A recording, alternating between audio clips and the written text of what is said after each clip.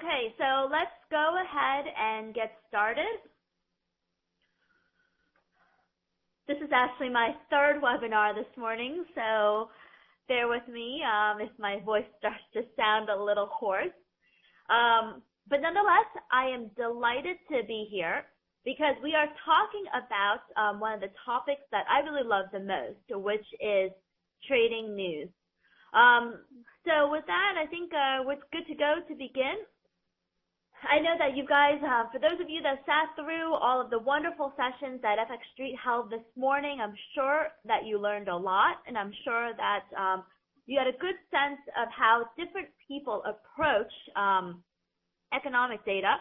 Some people like to avoid trading economic data. Some people love trading economic data. You know, using economic data or economic data in general is an extremely, extremely important component of my trading. Now, I may not necessarily use it the same way that other people do, but it provides the foundation for a lot of trades that I take. And the reason for that is because I look at economic data as a fundamental or as a catalyst or trigger for movements in currencies. In my other two webinars today, I talked a lot about the importance of fundamentals. Regardless of how much, you believe that price captures all of the fundamental developments, I just don't think that's true because one good example is today's reaction to the CPI and jobless claims, CPI number. But before we get into all that, I gotta show you a little bit of disclaimers and things like that. So let's rock and roll. Now, to start, I'm getting a lot of questions about what are we up to. Well, as you may have heard, Boris and I are no longer with GFT. Our last day was 2 days ago, so this is actually our second day of going full-time as BK. So you'll know that we no longer write for FX 360, so you may be wondering, what are we up to? Well, very soon you'll find out. Our core business will be BK Asset Management.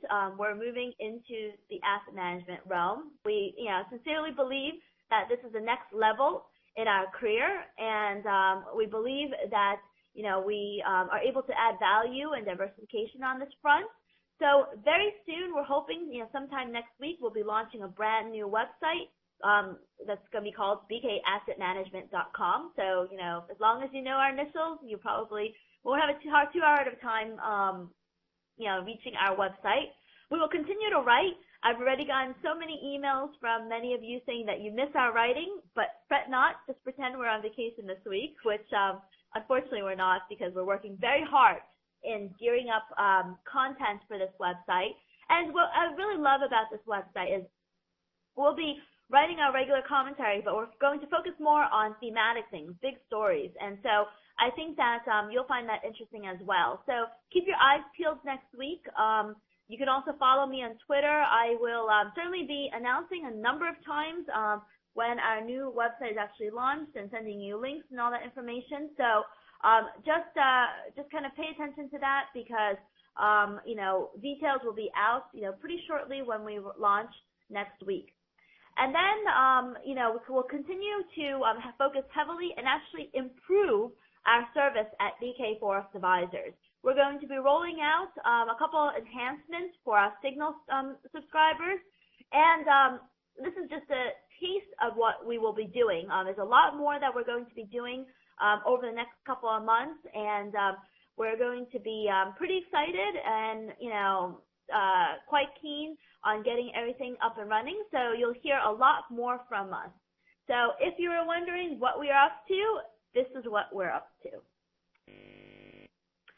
Okay, so before I begin my presentation, this is just kind of a disclaimer telling you past performance is not indicative of future results, and trading currencies as well as any leveraged instruments can be risky. So it is very important to be kind of cognizant of the kind of exposure that you have in the markets right now. So why is economic data so important?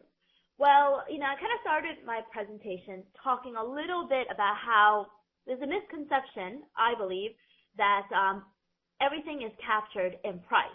Because if that is true, then you wouldn't have all of these bursts in price action that come off the heels of economic data. Also, if that's true, you wouldn't have as much volatility as we have these days, because we have quite a bit of volatility in the markets, not only based upon economic releases, but also based upon comments from central bank officials. I mean, a really good example is this pop higher in the eurodollar. I mean, the reason why the eurodollar popped higher was because ECB member Noatley basically said that they're considering cutting the deposit rate to zero. They're seriously considering zero interest rates in the eurozone. Now, most people would think, okay, that would be negative for the euro, but in this type of market environment where people are desperate for any support from the ECB, is pretty much sat on the sidelines for some time. The mere hope of something, even if it's zero interest rates, is enough to kind of lift kind of markets higher, as well as the euro dollar higher. So, I mean, it's really, really important to pay attention to economic data, and also really important to pay attention to speeches, because you don't want to be blindsided. I mean, that's one of the most important things, which is that, one of the worst things would be to, let's say you decide to hold a position in the eurodollar over this weekend when we have the Greek election. And let's imagine that you decided that, you don't want to hear anything about news. You never have CNBC on. You look at nothing but your price chart. And, you hold your eurodollar position this weekend thinking that it's just going to continue to grind and consolidate like it has in recent weeks. And then, bam, Greece announces its election results. Eurodollar makes some crazy move, and you're stopped out. I mean, that's unnecessary risk. There's so much unnecessary risk when it comes to fundamentals. So, I mean, that is one way to look at it, because you can look at paying attention to economic data as a way to avoid unnecessary risk. And the reason is because news moves currencies and equities. News releases are extremely, extremely important in determining how currencies move, and also determining risk appetite. Now, in terms of economic releases in general, these are the most important economic releases to pay attention to, and they're kind of relevant for kind of most countries. The most important economic releases are going to always be the employment reports, the consumer spending reports. The reason for that is because employment and consumer spending make up the backbone of any economy, and if the economy is weak, then if the economy is weak because consumer spending is weak, you're not going to necessarily have the return of growth that you hope to have. And in terms of, sorry, I just need to respond to this text message. Okay. In terms of the employment report, if you don't have jobs, then you're not going to have spending. So these basically represent the backbone of the economy. And then what is also very market moving are the ISM and the PMI reports. And the reason why the ISM and the PMI reports are so important is because these are, quote unquote, the most recent pieces of economic data that we get. Usually the employment and retail sales reports are for the month back. The ISM and PMI reports are usually for that month. So while it's nice to see these other reports, the ISM and PMI reports are the most up-to-date current releases. So that's why we like to look at those quite a bit. And that's why we like to look at those quite a bit. And then also the components, the underlying components of those reports also provide a tremendous amount of information.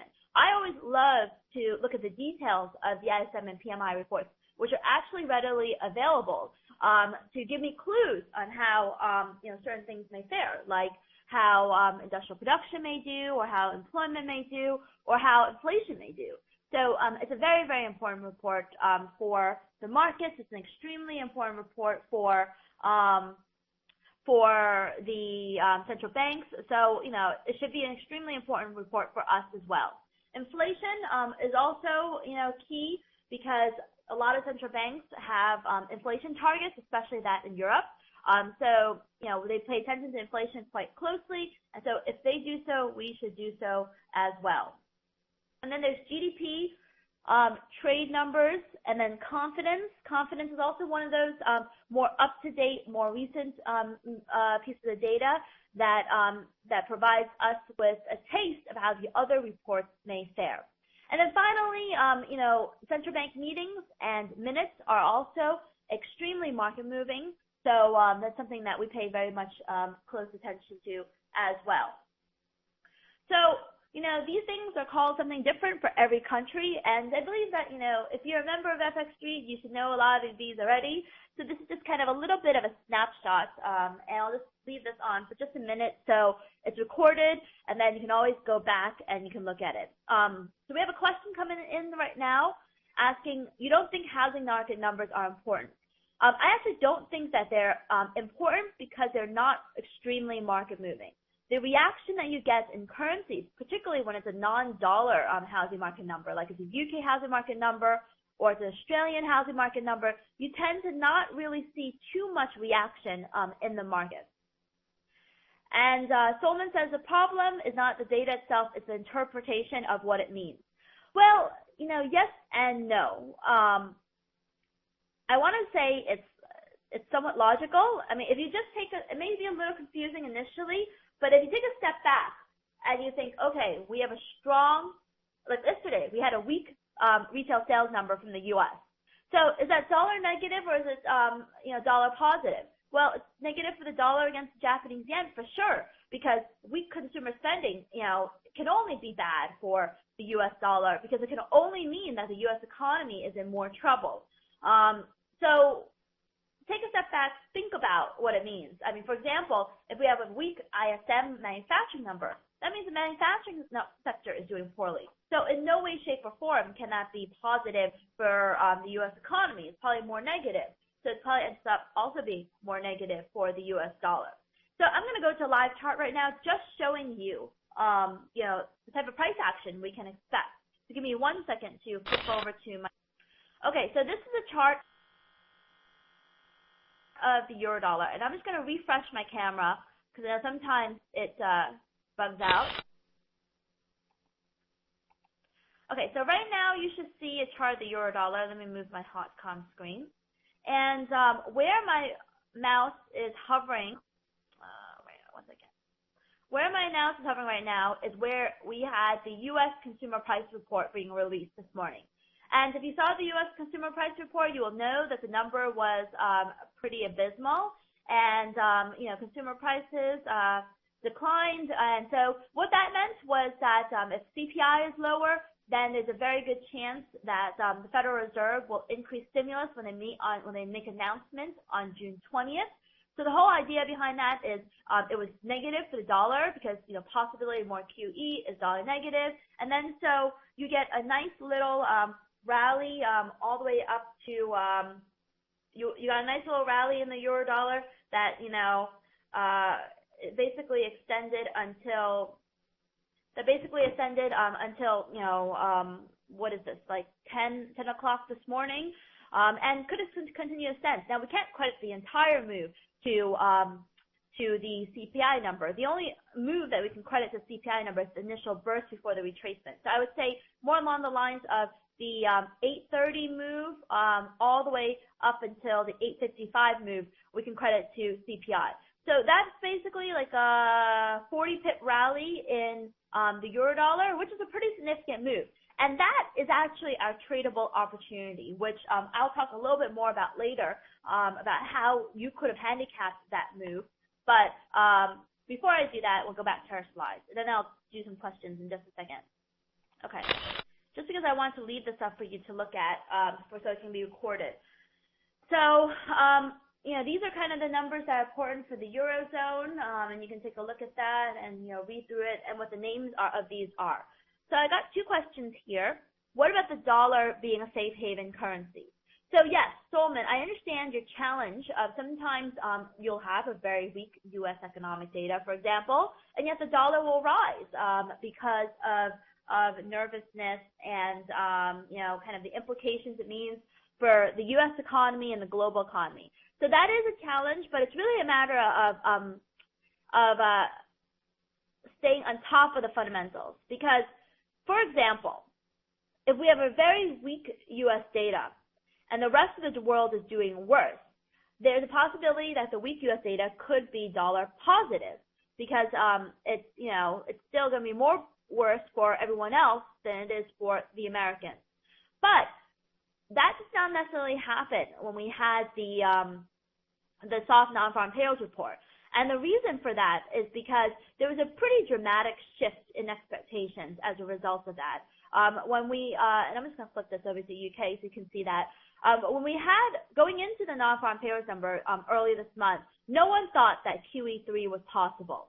Then the number was so weak, it dramatically changed the market's expectations. And because it dramatically changed the market's expectations, everyone started to sell dollars off of weak U.S. data, because it went from no QE to the strong possibility of QE. So that basically made everyone think that, there's a very good possibility that they have to adjust their rate hike expectations. So the dollar started responding appropriately or logically to U.S. data, meaning it would fall on weak data and rise on good. So it's a challenge, but if you stay on top of what fundamentalists or, kind of analysts myself are writing, you probably have a better sense of that. So I'm going to turn over to Australia data and the names for that so it can record it, and then I'll take the next question. Where do you watch or read your fundamentals? Well, I stay on top of economic data, and most of the time, I get a lot of my news flow from Bloomberg. I have a Bloomberg terminal. Very expensive. I mean, they raise their prices every year, and it costs now $2,000 a month instead of $1,500 a couple of years ago.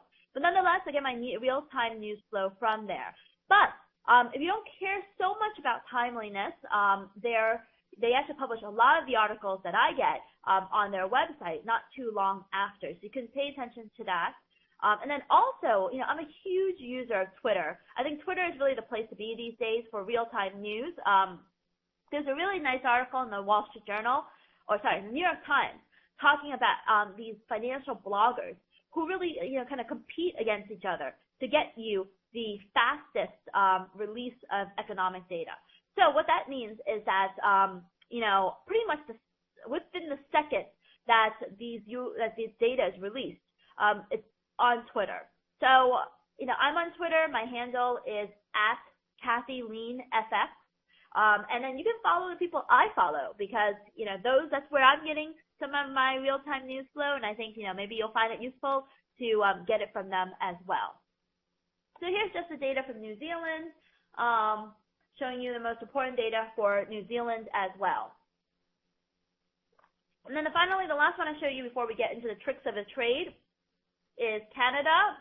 This is kind of the names and the numbers that are most important for Canada. When it comes to Japan or Switzerland, their data releases don't really matter, because their economic data doesn't really impact how their currencies trade too much, because these currencies really trade more on risk appetite than anything else.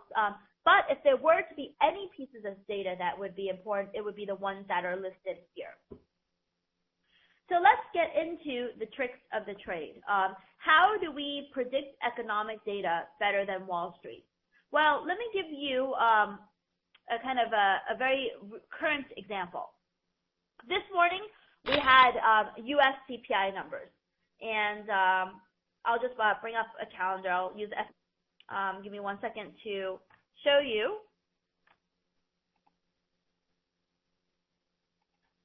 Just bear with me 1 second.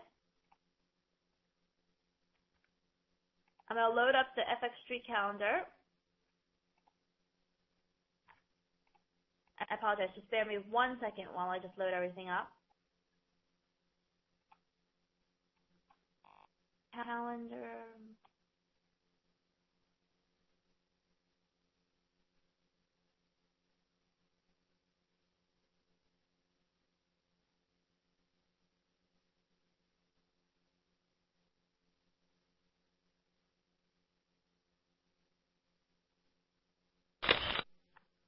I think you should see my calendar loading up.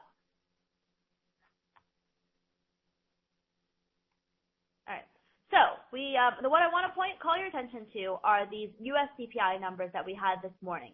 So imagine we didn't see this. Imagine we didn't see. Hold on, my eyes are flashing back and forth. Let me just minimize it.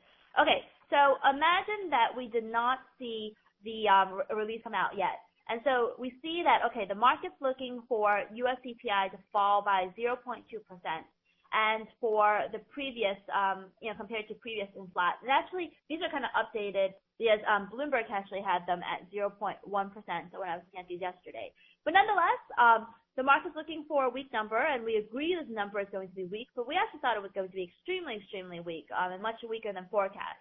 And so you may lead us to wonder why, because if I click on this next one, actually in, this is my Twitter page, I tweeted that before the CPI number was released, I tweeted, U.S. CPI due for release at 8:30 a.m., 12:30 GMT. With PPI down the most in 2 years and gas down approximately 15%, CPI should be weak. So this is kind of like the tricks of the trade. How do you predict economic data? What I love to do is I like to get ahead of economic data and put my position on like 20 minutes before the number is released, and I have a strong view on how the number could fare. And I had a strong view on how the CPI number could fare. Because if you think about it logically, producer prices are an inflationary measure. So if producer prices are an inflationary measure, and producer prices, when you look at the PPI number that came out earlier this month, was very, very soft. It was down the most in 2 years. That tells us from that perspective, CPI should be kind of soft as well, because if producers are seeing lower costs, then consumers should, logically speaking, or there's a higher probability scenario that they should see lower costs. One of the other key components to CPI is gas prices. And I look at this little site, and I'll pull it up for you just to show you, called gasbuddy.com. And before every CPI release, I always go to gasbuddy.com. Let me just wait for it to load real quick. And gasbuddy.com has a nice little kind of graph that shows you how gas prices have performed over the past month. I'm going to click on See Historical Price Chart, and I'll refresh my screen and just you. And it takes a little bit of you got to investigate and put a little thought into this, because if it was 100% easy, then no one would make any money. So this is the chart that gasbuddy.com provides, and it's completely free, which shows you the trends of gas prices. So CPI numbers were for the month of May. So I went to gasbuddy.com. I saw that gas prices went, pretty much in the one-way downtrend in the month of May. So I have two very clear-cut things, PPI and CPI, telling me that consumer prices were probably going to be weak, which is why I went, short the dollar ahead of the CPI release. So let me pull up my chart. So if it was in the euro dollar, if we went short 20 minutes before the numbers released, that would be 8.10. Sorry, with short dollars and long euros. So we went long euros at 8.10. We would have went long maybe at 125.50. And then after the number was released at the peak, the high the move went up to was 125.90. Now let's take a look at dollar yen. Let me just give 1 second to load up my dollar yen chart. Dollar yen did not have as clean of a reaction, but nonetheless, we still got a reaction. So let me refresh my camera. Okay, so 20 minutes before the number, let's see where we were at. 20 minutes for a number, we would have sold dollar yen at 79.30, and then it went to a low of 79.13. So not as much of a move because dollar yen's been really consolidated, but we got a really nice move in the euro dollar. Do you use stops to prevent the number that goes in the opposite direction? Absolutely, Bernardo. I would never not trade with stops, particularly when you're trading with data. Because if I was wrong, there would be a huge move. Because obviously, I'm anticipating a huge move in my direction if I'm right. So if I'm wrong, I would only assume a huge move in the opposite direction. So that is why it's very, very important to use a stop. So moving right along, tricks of the trade. So I told you about how much I love ISM and PMI numbers. And I have this little, on the bottom of each of these, I have a little link. And these are also publicly available, completely free, updated real-time information provided by the agencies that release this data. So I just want to call your attention to all of the details in these ISM numbers. So we have, new orders, employment, prices. Prices are a good leading indicator for inflation. The employment component is a really good leading indicator for, employment numbers. This is what the U.S. Version looks like. I'll refresh my image. This is what the U.S. version of the ISM number looks like. And once again, I had said that, you can use the link on the bottom and, completely free, readily available from the agency that produces this information to find out what the number came out at. So if you recall, we had a really weak April non-farm payroll. So, in the ISM number, as I told you earlier, is the most updated release. So it tends to come out before the broader non-farm payrolls number is released. So in that case, if it comes out before the broader non-farm payrolls is released, you could have looked at this and saw that the employment component of ISM, service sector ISM, declined. So there's a good chance that non-farm payrolls would have been weak. In Europe, the information is also publicly available, but it's not as clear-cut in a nice table. But nonetheless, I still find it, very useful. And the release is shown at that little website that's listed in the bottom.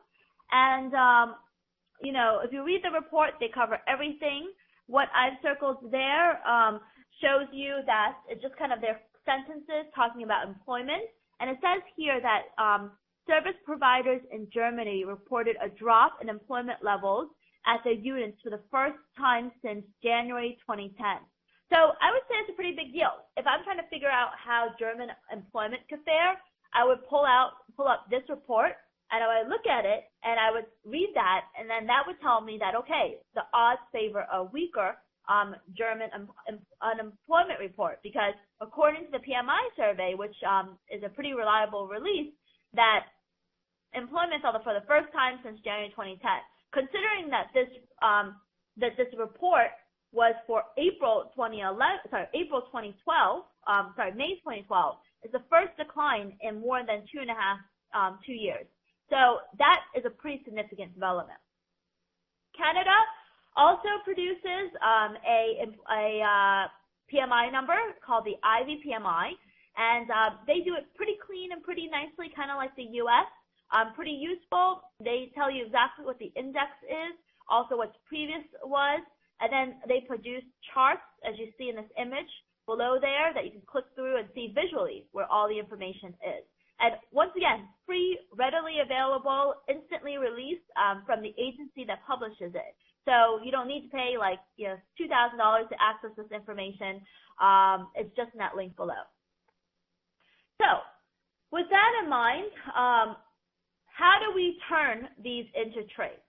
Well, this was one of the more recent, I did a slide, a little while ago. This was one of the more recent German unemployment reports released. And you can see here that on this day, the market was looking for an improvement in the German unemployment numbers. And the reason for that was because they were looking for the number of people unemployed in Germany to go from minus 18,000 to minus 10,000. So it would be fewer people being unemployed in Germany. But if you, kind of followed what I was describing to you, and we went to the PMI numbers and the PMI reports, went to that little link below to see whether that really is true or not. So if we went to that little link below, we would have pulled up this report that I read to you earlier, saying that in the service sector, they experienced the first monthly job loss since January 2010. So all the extremely well-paid, high-paid analysts and economists working for the biggest banks on Wall Street are looking for an improvement in employment. But this survey, which actually surveys activity in sectors, telling us that the labor market really isn't doing so well. So that would lead me to believe that at least the service sector, there's probably some job losses, but we don't stop there because the economy is made up of service and manufacturing sectors. So we're going to go look for, in that link, the same report for the manufacturing sector. So we pull up the same report for the manufacturing sector just to double check because, we all know that Germany is probably a little bit more of a manufacturing industry than a services industry. So we pull up the same report and we look for the paragraph that says employment. So it's where I circled here. And the paragraph says, blah, blah, blah. The ongoing decline in workloads also contributed to fall in employment numbers for the first time since March 2010. Okay, so the service sector is experiencing the first fall in employment since January 2010. The manufacturing sector is reporting the first fall in employment since March 2010. There's no way I'm going to believe that there's going to be an improvement. So what I did was I positioned our traders to short the euro dollar 20 minutes before the number in anticipation of a weak German unemployment report because that's what the PMI numbers are telling us. Lo and behold, the number comes out. The number of people filing for unemployment benefits increased to 19,000. So instead of declining by 10,000, there were 19,000 more people who got unemployed in the month of April. And the unemployment rate as a result was revised up to 6.8%. And here's the trade.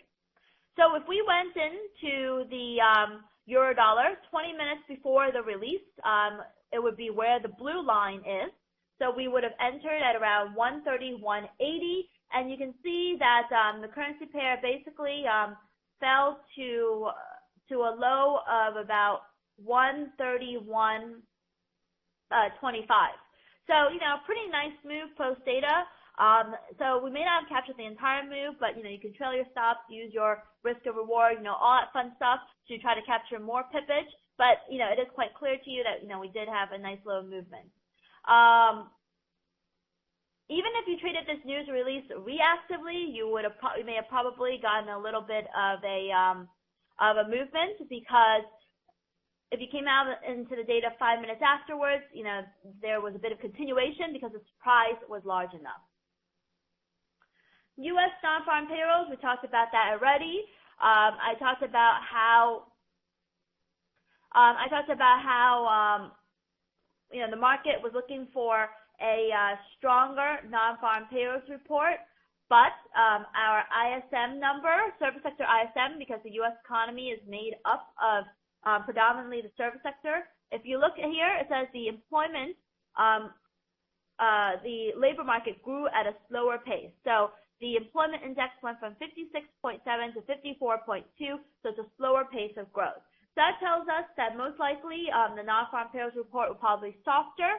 And so I would have, I don't trade non-farm payrolls, but if I were to, I would have shorted, the dollar ahead of the release. And lo and behold, the labor market number was weaker, came out at 115,000 instead of 120,000 expected. And then if you look at the price chart, dollar yen did collapse quite a bit. But once again, non-farm payrolls, if you see, you see this, look at this candle. There's this crazy spike in dollar yen. And I really, am not an advocate of trading non-farm payrolls. But if you insist on trading non-farm payrolls, this is how you would look at the leading indicators. So I have a question here. Can you comment on your trade management for these calendar trades? Usually the advice is only suggest up to 15 pips or a 30 pip stop. I would say that it really depends whether you're looking at it proactively or reactively, but I think that it's realistic to, depending upon the economic release, it's realistic to look for 15 to 20 pips. Sometimes you'll get more, sometimes you'll get less, and usually you'll have to use a slightly wider stop. So 15 pips is obviously quite a tight stop, but a 20 to 30 pip stop, is pretty common. It is negative risk reward, but we look for high probability trades. And if you trail your stop in the second half of the position, you hopefully capture more. So retail sales. What are the tricks to the trade of retail sales? So this is kind of the leading indicators, quote unquote, of retail sales and what I usually look at. For the U.S. dollar, we usually look at the International Council of Shopping Centers report, as well as the Johnson Red Book survey. This month, these numbers were conflicting, which is why I didn't take a retail sales trade ahead of U.S. retail sales earlier this week. But if both numbers were confirming, I would have taken the trade. I mean, this month in particular, ICSC reported a very strong rise, but Johnson Red Book reported a very strong decline. So when I have two conflicting indicators, I won't take the trade. But if I have two confirming indicators, I will take the trade. VRC retail sales, is publicly available for the UK. You can get this on any Forex calendar. And these are the other links for the leading indicators for retail sales. So, for example, if the British Retail Consortium, which conducts its own survey of retail sales, reports a very strong rise in consumer spending, I'm going to be looking to go long the pound dollar ahead of the release. If it's a very weak number, then I'll be looking to go short the pound dollar ahead of the release. Also, look at confidence and employment because they matter as well for retail sales. So let's look at some of these, trading opportunities. So one example was the retail sales report for the UK, and this is the most recent UK retail sales report. So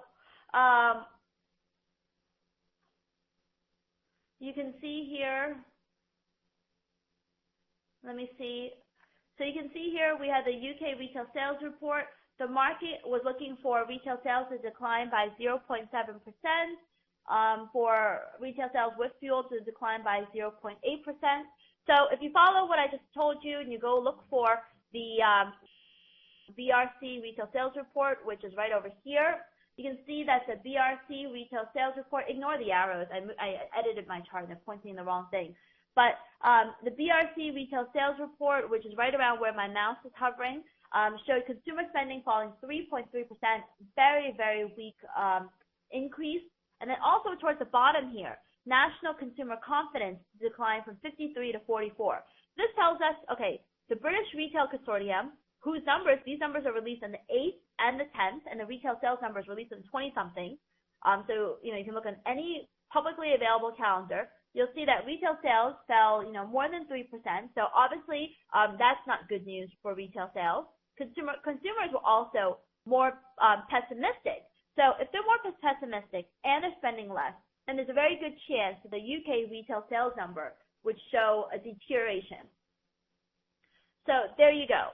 When the UK retail sales number came out, it showed consumer spending falling 1% ex-fuel and auto, and then retail sales with auto falling 2.3%. So a pretty weak number there. And let's look at the trade. So you can see here, if we were to enter into a trade, before the number's released, the number was released right around the arrow. A consolidation typically occurs before a important economic report. You can see that we would have entered, in pretty consolidative mode, and then, initially after the number, so you would have probably entered around 157.55.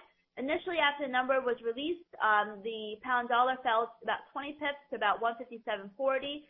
Did rise back up a little, 65 before it completely plunged. So, maybe you would have gotten out if you were conservative. We would take profits of 15 and 20 pips on the first move. If you held it longer, you wouldn't have been stopped out because it only went about, 10 pips above your entry point before it went significantly lower. How long do you spend in a news trade? Usually we spend, no more than an hour or so in a news trade, but it really depends on the market condition. Inflation, tricks of this trade in inflation. There's a lot here. I'll go through it quickly because I didn't realize I was running out of time. So these are kind of the leading indicators for inflation for the U.S. import prices, producer prices. UK, the PMI reports have the price component, which talks about tells you whether prices increase or decrease. For the Eurozone, wholesale prices is a leading indicator for producer prices, and then you can kind of read down this list yourself. So just kind of give you an example, the most recent German producer price report. You can see here that just ignore the numbers here. The market was looking for a weaker producer prices, 0.6% to grow by 0.3%. Instead, if we look above here, you'll see that wholesale price growth also slowed significantly in the month of April. So previously I said that wholesale sales leading indicator for producer prices, or wholesale prices were a leading indicator for producer prices. Not a stretch because they're both quote unquote prices, so it should make sense that they're leading indicators. Number was weak, and so that led us to believe that the PPI number was going to be weak as well. So if you taken this trade, you would have entered 20 minutes before the data, and pretty much, you saw the euro dollar decline about 30 pips after the PPI number. PPI may not be as market moving as some other pieces of data, but still somewhat important. UK consumer prices. In terms of UK consumer prices, producer prices are the leading indicator. So the market's looking for a rise in UK consumer prices from 0.3 to 0.6%. So what do our leading indicators tell us? So we turn to our leading indicators and we see that the BRC Shop Price Index, which basically measures prices that retailers charge in the shops, which theoretically is the same thing as consumer prices, grew at a slower pace in the month of April. So that would lead us to believe that we had weaker CPI. And then PPI was, very, very weak. On an input basis, PPI fell 1.5%. Output was slightly stronger, but the output was slightly stronger, but the output annualized was weaker as well. So we have two things that tell us there's a very good chance that UK CPI was going to decline. And also, we had quite a bit of weakness in let me see if I can move this. Hold on. Whoops. Quite a bit of weakness in producer prices. So let me see if I can grab this here. So you can see that when CPI came out, it did come out in line, but the annualized pace was weaker. And surprisingly, and because the market's so inflation focused, sometimes you get inline releases, and so therefore you don't get as big of a reaction. So I want to move forward here because I want to leave a little bit more time for questions. Trade, the PMI numbers are for, you can look at the PMI numbers for trade as well. And then rate decision movements. What I wanted to mention is that rate decisions also are, pretty big market movers for currencies. And therefore, it's pretty important, I believe, to pay attention to rate decisions. They're not really as tradable proactively, because there's a lot of unknowns, although sometimes, all stars line up and you have a pretty good sense of what central banks plans to do. But central bank rate decisions are much better to trade reactively, which is after the number is released, or after decisions made. So this is an example of the RBA and their most recent decision to cut interest rates. You saw that the Aussie dollar plunged, and when the low that it made in its initial data release was about 103.40, and then it went on to make a low of 103.12 before it went on to make a further low. So when you trade reactively, which is after the number is released, you may not get as large of a reaction as if you trade proactively. But you take away the unknown of take away the guessing, I guess. You don't have to guess what the central bank is going to do. You don't have to guess what the economic data is going to do. You just kind of follow the move. So you tend to have also high probability trade, but you have to be a little bit more conservative and a little bit more nimble. Here's another example of the BOC rate decision. BOC came out, and this time, they were not as dovish as the market expected. So the Canadian dollar rose against the U.S. dollar. The dollar CAD fell, and you can see that in the data release, the decision was made. The data candle, the first 5-minute close was about 99.20, and then it fell to a low of about 98.66. So there was quite a bit of continuation afterwards if you want to trade the data reactively. So just to talk a little bit about our process, what we do is first we look for the clues.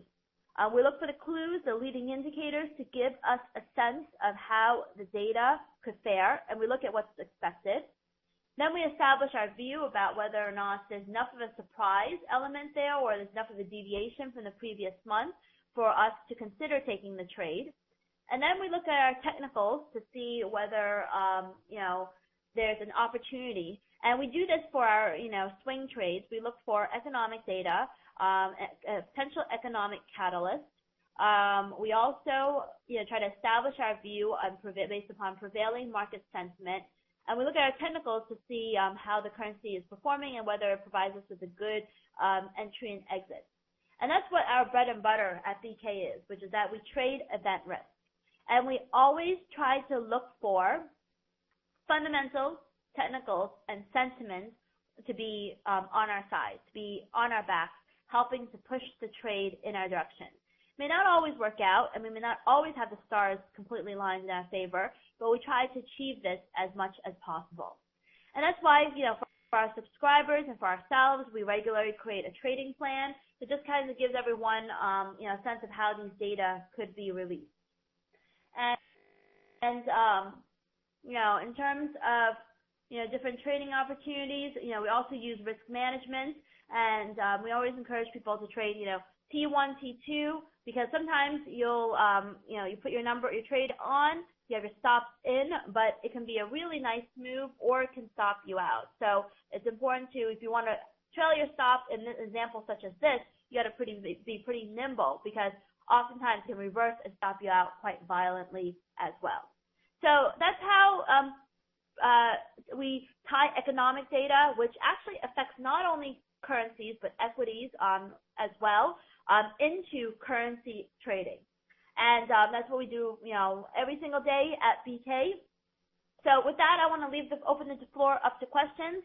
Coming soon, you'll look forward to our website, BK Asset Management. We continue to be looking to upgrade our services at BK Forex Advisors. And if you want to stay on top of everything that we do, please follow me on Twitter at KathyLienFX. So with that, I'd kind of like to open the floor up to questions. So I have a question here. Do you have any view on the elections, like the Greek elections on the weekends? Well, it looks like there's a very good chance that we're going to see the younger candidate win. And, he seems to be someone that may try to challenge the bailout plan a little bit. So, there could be quite a bit of volatility in the markets. It's a very close call, to be honest, and that's why I would stay flat and only get in after the Greek election. I found it interesting how economic releases very often help complete the move of previous price action. Like the market knows what's coming before. What do you think? That's actually a very good point. Sometimes that's the case, sometimes it's not. Because if that's always the case, we would never have surprises in the market. But sometimes that's the case. It really depends upon the market environment that we're in. I don't think it would always be the case necessarily. How do you avoid getting stopped and widespread at news times? Well, that's why, we kind of try to trade proactively as much as possible because you will get kind of wider spreads. But we also try to avoid things like non-farm payrolls, and also we try to avoid things like central bank rate decisions that would cause the spread to widen. And so we trade things that are a little bit more orderly. Why are spreads widened? Because, most of the time it's an ECN market, it's a non-dealing desk. So banks, they're not obligated to make prices. And so they know the risk. They know the risk of the data coming out. And so they don't want to take the risk. And so that's why they will widen the spreads, Boyke. How would you trade Chinese data? Or would you trade Chinese data? Chinese data, I think, is really good to trade after the numbers released, reactively rather than proactively, because there's a lot of fudging of Chinese numbers, and so it makes it difficult to exactly predict reliably based upon any type of leading indicators how it could fare. Any other questions? So if there are no additional questions, I thank you so much for attending the session. And as I said, stay tuned for some exciting stuff that we are going to be covering. And I will be giving another webinar on Monday. But we'll also be launching, hopefully, keep my fingers crossed, our new website on Monday. So I'll have a lot to talk about. Thank you so much, and see you all soon.